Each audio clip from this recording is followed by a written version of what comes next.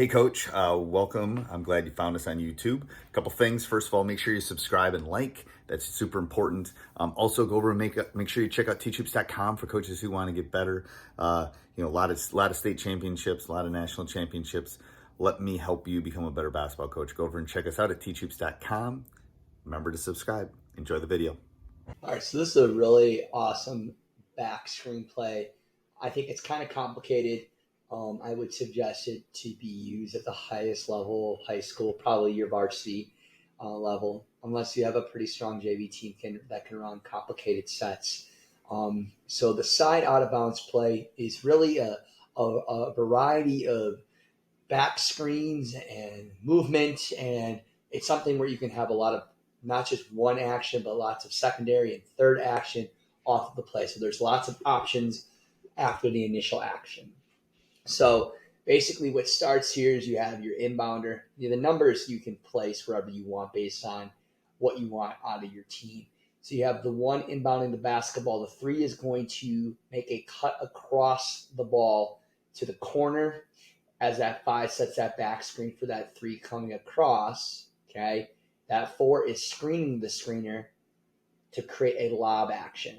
So that is the first initial action. So you have the option of looking for this person here. And I'll just take a little arrow here just to kind of put it here and just show you your options from the first initial action. So you have, don't judge me here.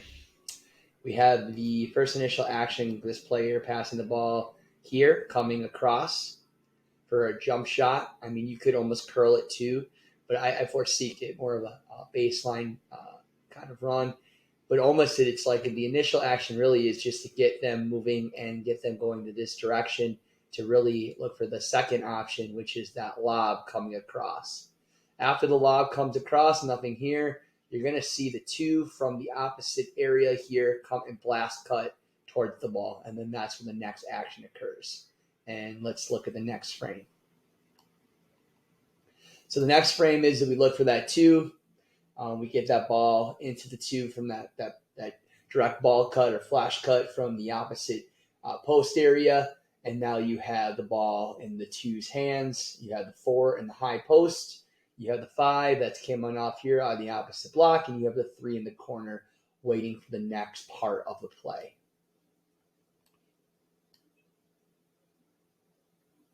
Then as that ball comes, we're looking for a dribble handoff action, which is pretty awesome. And then as that dribble handoff happens, as the one passes the two, we have a dribble handoff action here. And I could indicate here more of a dribble handoff here, that exchange. After that exchange happens, as that exchange is happening, that three is coming across to open up this area here. I'm just going to use a yellow grid here and that yellow shaded area here to create a lob, another lob action for the person that just handed off the ball. This is why I call it back screen slot, because it's a variation of back screens. So you have the handoff here.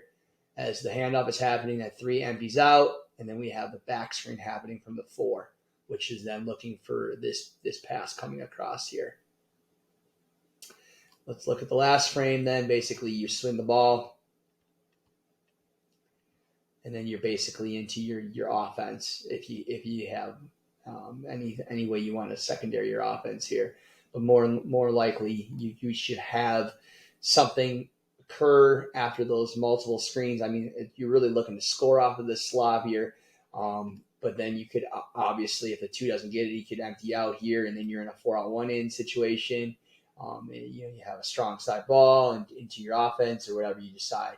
So basically the last part of the play is that back screen action from the dribble handoff and the movement here looking for that other lob option coming off. So pretty complicated, but lots of options. It's something that you can run more than once in a game because there are so many variations and you can slip off of it and you can teams are going to cheat off of it, and there's going to create areas in which you can basically cut to space and get open. So that is my back screen SLOB play.